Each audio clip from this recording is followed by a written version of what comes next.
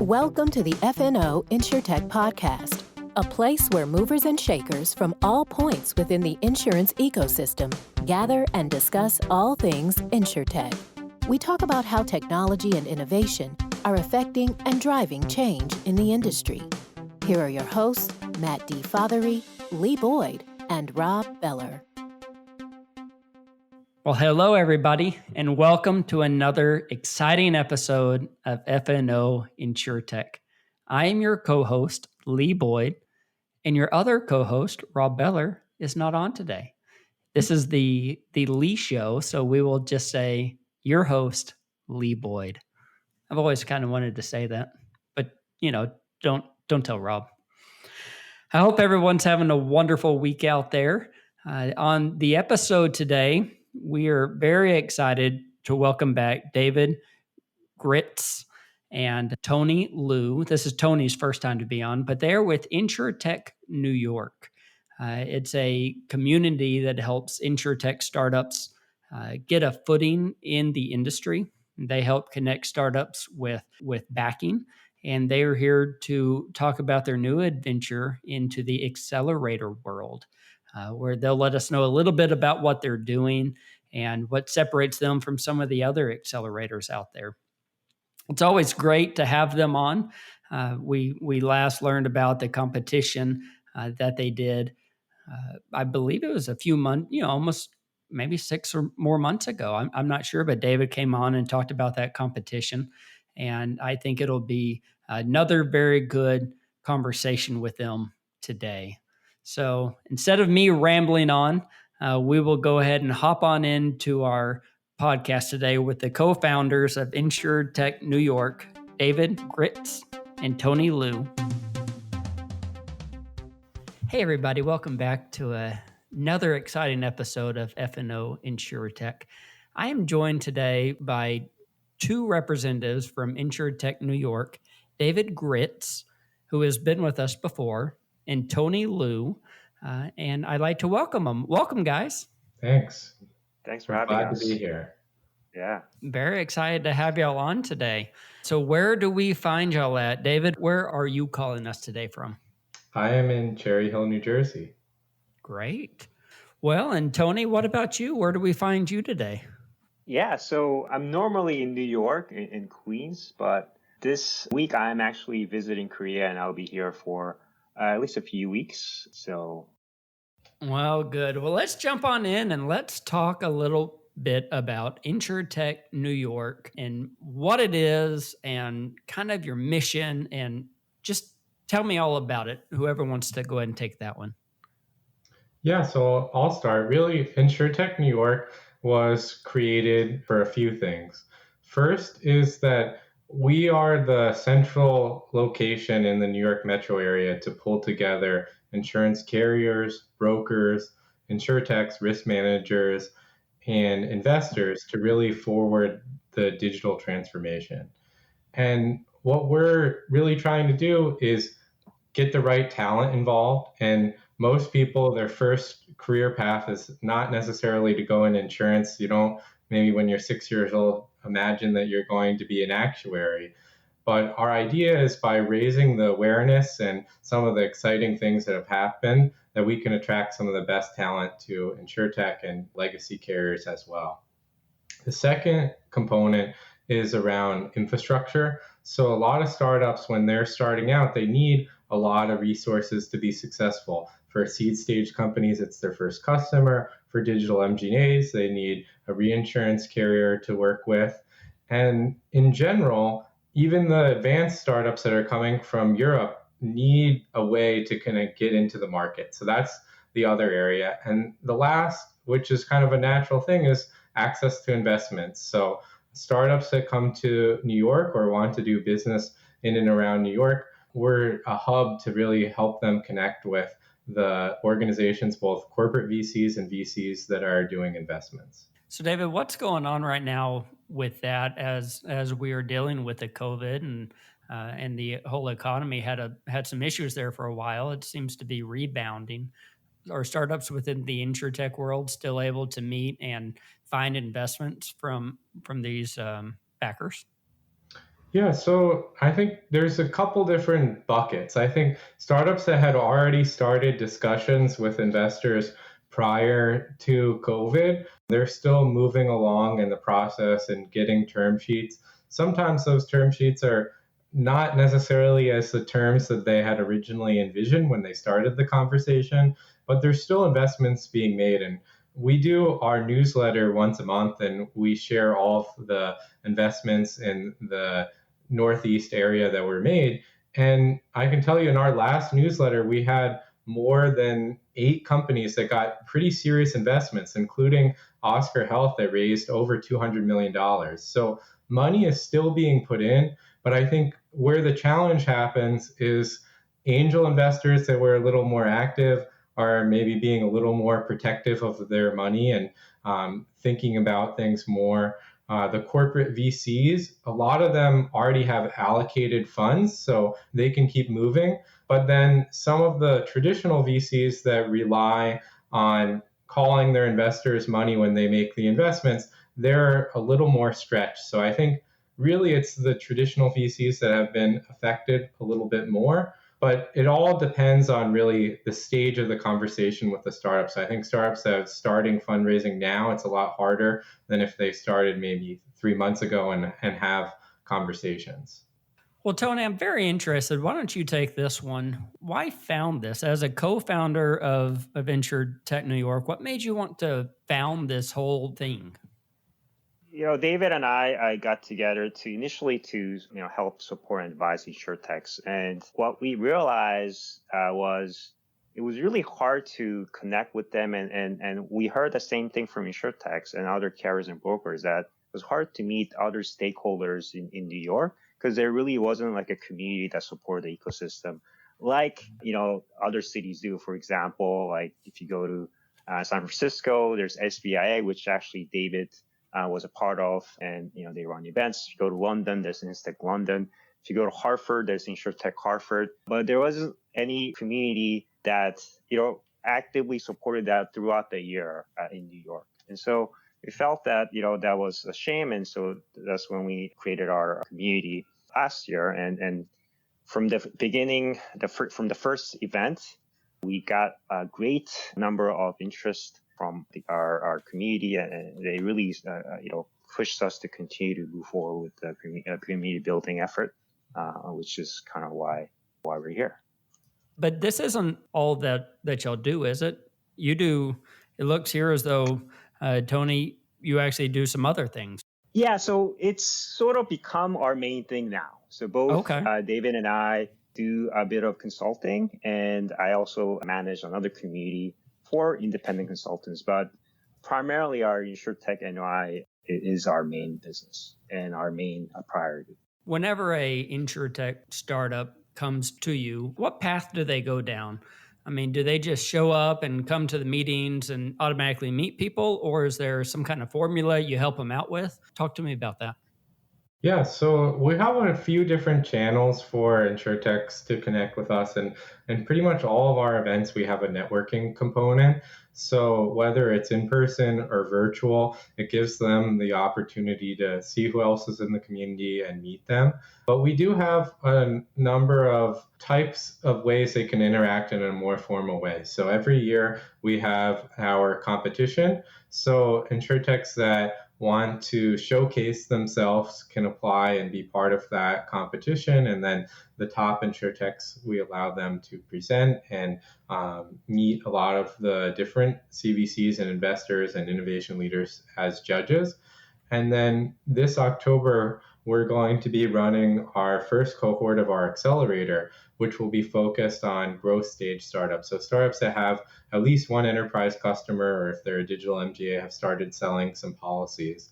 And we'll be running that as a 6-week structured program. So those are the primary ways. And then obviously there's more informal ways, whether startups reach out to us directly and they have specific needs. We always do our best to connect them with the right people in our ecosystem. So what's going to go on with the accelerator, Tony? What does that involve? And go ahead. Sure, yeah. So the accelerator is going to really focus on helping what we call growth stage InsureTechs.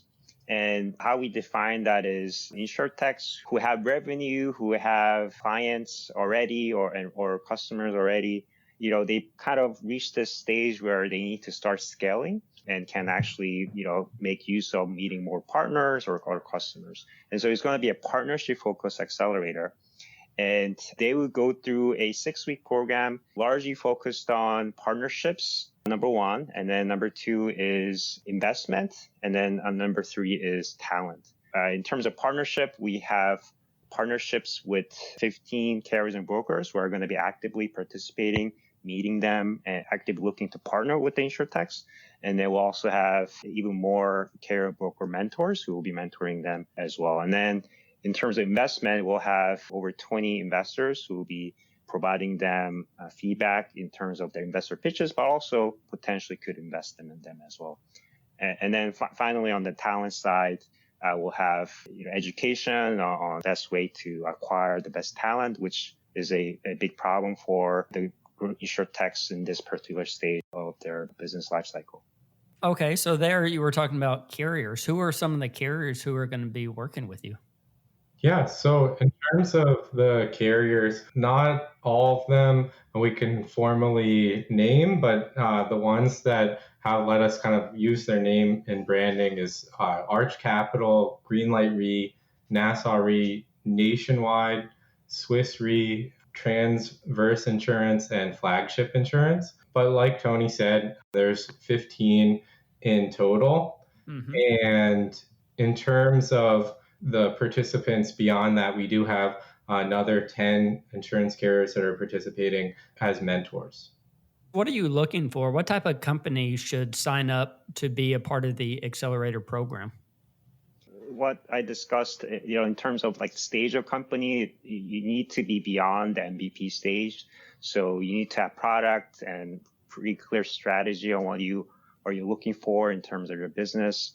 Have revenue, have clients and customers. You don't necessarily need to be funded because not all InsurTechs require funding. But if you're funded, it was probably going to be in C to Series A.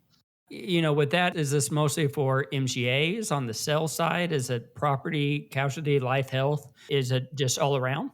So it will be pretty much all around, but it will be focused on supporting the needs of the 15 carriers and brokers. Okay. And so far, many of them are looking for distribution partners. So that's definitely a big item. And so we are going to, if you're a digital MGA, please apply. I would love to have you. And we also have needs on especially on in terms of lines of business, there's many life and annuity type of carriers who are participating. So if you have if you have solution that solves challenges for those lines of business, definitely will be a good fit. There are other carriers who are in the P&C area and health area as well. And they're also not just looking for distribution partners, but also helping them solve distribution process as well as underwriting and claims. And David, I don't know if you want to add anything to that.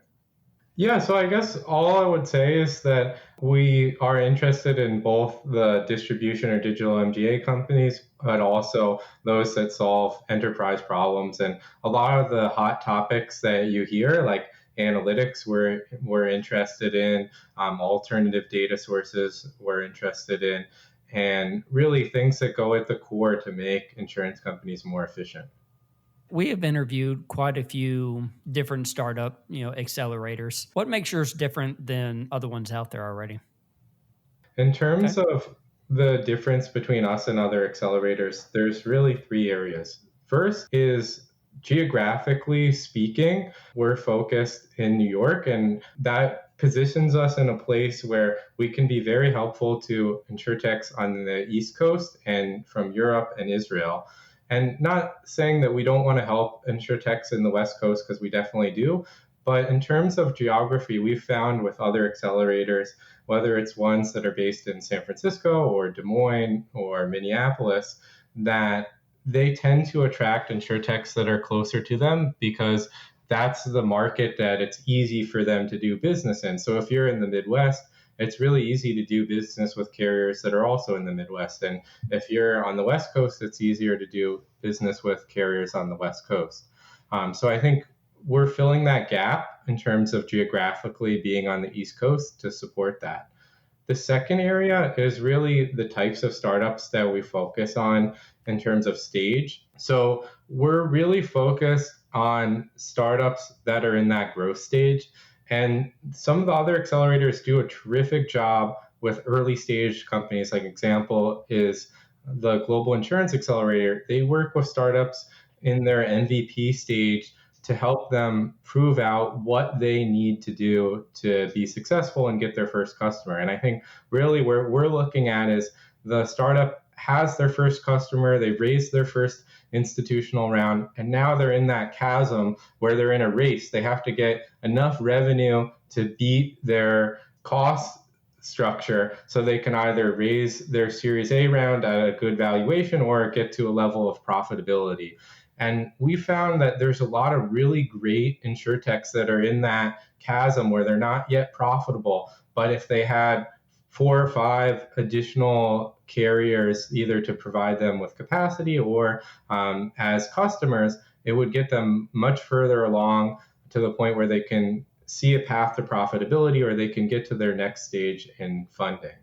And then the last area that we're different is in terms of like our requirements and burdens. So some of the other accelerators are intensive. They require you to relocate your business for 90 or to 100 days, and they make it really intense. Our program is only 12 days for the startups. So what that means is that they don't even have to send their whole team. They can send their founders or the relevant people in their company for the days that are relevant to those topics. So it's very low left for very high output. And we focus really on the 3 things that we've heard from growth stage startups that they care about, which is how do they get more traction in the market? How do they attract the best talent to their organization? And how do they tee themselves up for their next funding round? So if somebody wants to apply for this, what do they need to do? Yeah, so if they want to apply, essentially just go to our website, InsureTechNY.com/accelerator. And right now you can click on the sign up to learn more. And, we'll just keep you posted when the application opens. And our application opens July 21st. After July 21st, you can go to the same website, except instead of sign up to learn more, there'll be a button to apply. I'd like to ask a little bit deeper question here, and I'll ask it to you, Tony. Is this a good time for people to start a new company in the world of insurance or insurance tech? Is this a good time? I think it's probably a good time. I mean, this is kind of just my opinion, right? But historically, the best businesses came out of a quote unquote recession, which is, it's debatable whether we are in one right now, but obviously we're in a downturn. So I guess it's definition wise, we're in recession. But it's historically that's been the case. And this is the time to hunker down and start something new. And as a startup, you learn the discipline of managing your costs and being super focused, which you get to do if there's limitation on your resources, right? And the demand from the insurance industry to digitize and innovate hasn't decreased. In fact, it's increased, with the COVID situation, not having to be able to do things in person, check your claims in person, there's a lot of need to digitize. And I think there's more that need hasn't stopped. It's increased and will continue to be that way.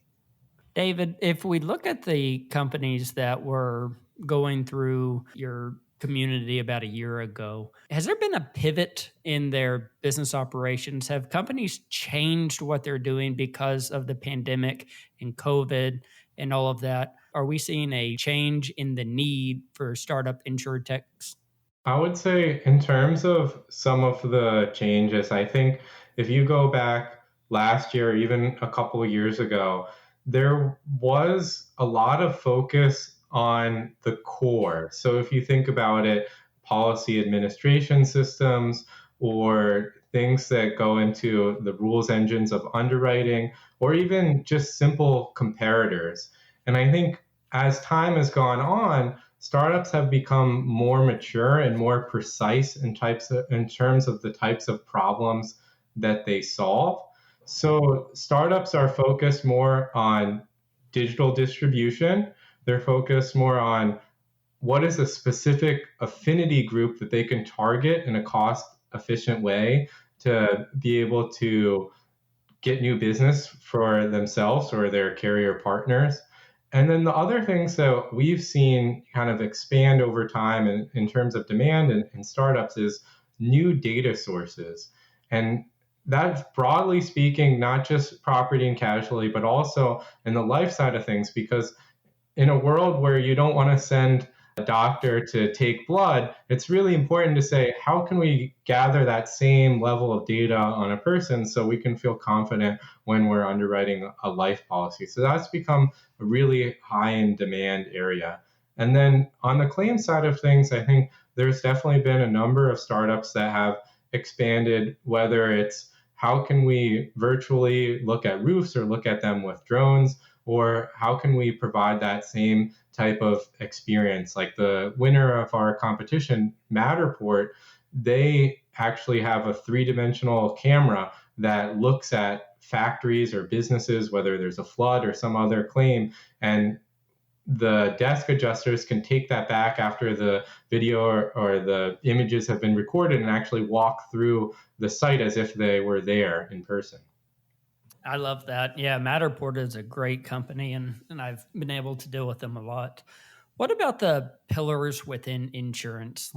For example, during this pandemic, we've had issues with health insurance because we need to be able to take blood, like you said, and we can't always go out.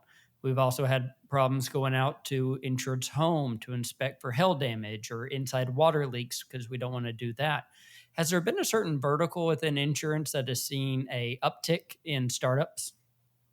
I'll kind of continue on that, but I think in terms of what we've seen is from the life and health side of things, there wasn't as much energy in those organizations put towards either investments in startups or their innovation teams. And I would say not that those organizations are immature, but they're not as mature as the property and casualty carriers in terms of being able to scout, vet, and work with startups. So I think the next 3 years, my prediction is that a lot of the energy and activity is going to be in the life and health side of things because of the needs, the low interest rates, so they have to be more efficient with their expenses. And then the startups before, it's easier, like if you're a developer coming out of San Francisco, you probably have property insurance, you probably have auto insurance, you may or may not have life insurance, but you don't necessarily understand the dynamics. It's easier to quickly understand the dynamics on the P&C side than the life side. And we're seeing a lot more industry insiders, people who have been in insurance for 20 plus years, leave their traditional day jobs to then go start InsureTechs that are solving core life and health problems. Dealing with InsureTech startups, do you have any advice for them whenever they're starting their company and they're starting to look for some investments? When it comes to earlier stage startups, right? So these are startups who have an idea and potentially has an MVP. I would kind of ask them to start focusing on really understanding the needs of their customers and niche it down, at least initially, as much as you can. So you get a really good understanding of that particular segment of the customers, and then provide a solution to them that actually really caters to that particular segment. And I will focus on that first and foremost before even thinking about investment. And then once you have a really good idea of whether it's actually going to solve that problem for your customer, only then think about how you want to even potentially scale. And that's what you do the investment for typically. Is investment is just not something that you just want to get just because you're startup, but there's usually a reason, right, why you want to get the investment, and that should be to scale. So that would be my advice, is like, don't worry about investment initially, just really understand your customers and try to create something for them. David, what about you? Any advice you'd like to give them? Yeah, so a couple things. First is that just by definition or virtue of what InsureTechs do, most of them are technology solutions. And I think oftentimes the founder of those companies, especially if they're industry insiders in insurance, they have more of a business background. So I think it's really important for the insurtechs to find a initial co-founder that has a technology background, whether that is specific to their area. So if they're doing underwriting, like that person should understand underwriting models. But if it's more of a core system type of solution, it should just be a really solid person that has enterprise development experience. And I think having that expertise in-house instead of outsourcing it completely will substantially reduce their costs up front, and it will reduce a lot of the technical risk because they'll have that understanding up front to how long it's going to take to build the technology solution, what's involved in it, and how it's going to roll out over time. David, are there any companies that you're waiting on to come? Are there any companies that investors and carriers are looking to invest in that have not quite made it to market yet? There's a lot of great companies that Tony and I know of that are kind of in their development phases of business and are looking to raise money. Like a startup I was talking with earlier today is solving a really important problem. They're called New Health. And the problem is like you and I can really relate to it in a sense. Like, let's just say we wanted to have elective procedure, whether it was something like LASIK or some other surgery down the road. It's really hard to know exactly for every doctor that you would consider who's the best for that procedure. And they're working right now to essentially create a platform that instead of like when you look on Vitals or ZocDocs has like 3 reviews, you could see 300 reviews or 1,000 reviews because it's tied right into the claims system. And I think they're early in their process and they're getting to the point where they're going to be fundraising. So that's one company that I'm really excited about. Yeah. Another company that is kind of developing that Tony and I have worked with is a company called BobTrack, and they're kind of in that core system space, better understanding the data that you have internal to your business. So if you sold a policy to a homeowner and then you also sold a policy to someone who's for their auto, but they're in the same family, most of the time you wouldn't have that data because it's in 2 separate systems. It's in the policy admin system for the auto division, it's in the policy admin system for the homeowners division. And they're trying to solve that problem. So whether you're looking at the incentive comp for the entire business or you're looking at incentive comp for individual agents, you can share that data and be more efficient. So those are a couple examples that probably not too many people have heard of, but the ones I'm actually really excited about is we have an event on July 15th, which is focused primarily on Black InsurTech founders. And we did some really extensive research and found that that was one of the least served areas in terms of InsurTech founders. There's not too many of them and not that many people know about them. So we've created an event to showcase 4 Black InsurTech founders. So the one that I'm actually the most excited about in terms of that are presenting for us next week is a company called Oniva. And the CEO of Oniva, Anita, she started the business really to solve a simple problem, which is that if you have elderly parents, it's really hard to take care of them when you're at your job. So how can companies offer an employee benefit to take care of your elderly parents? And that's what Oniva is all about, as a technology platform to do that. And I think they're solving a really important problem. And we're really excited to have Anita speak at our event on the 15th. So that's a couple ideas of ones that probably people haven't heard of. I'm sure all the exciting ones have probably already been on your podcast, but we definitely encourage people to check out the other 3 startups besides Oniva that will be on our event on July 15th as well. That's phenomenal. I love that. So what all will be going on at that event? Will they be speaking at it, telling you about their companies, or will other things be going on? Yeah, so they'll be doing a startup showcase where they'll showcase their product and how it's solving a problem in the industry. So that will be the starting point. And then they'll be part of a panel that will be led by Denise Campbell, who's the president of NIA, which is the National African American Insurance Association. She's the president of the New York chapter. So she'll be moderating it, talking about some of the challenges they have. And then we have another panel that's going to be organized by New York Department of Financial Services, and they'll be talking about a circular letter that they put out in 2019 on underwriting models and making sure that they're race neutral. So we'll be talking about how that may become a regulation going forward and how underwriters should be thinking about using external data sources. I love that y'all are doing that, and I think it's very much needed. So thank y'all for doing that. Well, David and Tony, we are here at the end of our time for today, and I just want to say thank y'all both for being on the podcast.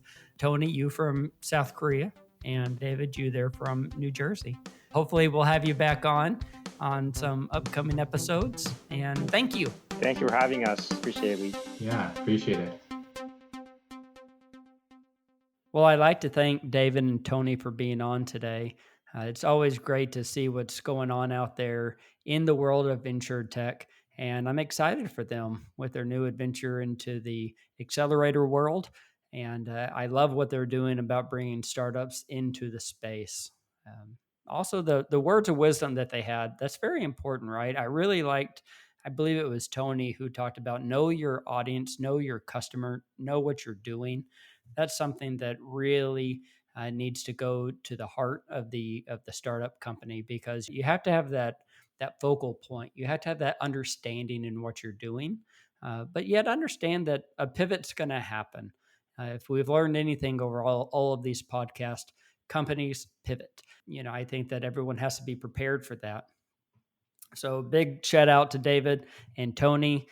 Tony calling in all the way from South Korea. I was able to visit with him a little bit about South Korea. I'm fascinated in North Korea and South Korea and China and that part of the world. So it was a pleasure to visit with him a little bit on that. With that, we will end. We really appreciate everybody listening. Once again, we love it when people subscribe to the podcast. That really helps us out. I hope everyone has a wonderful week, and we'll talk to y'all soon. Goodbye, everybody.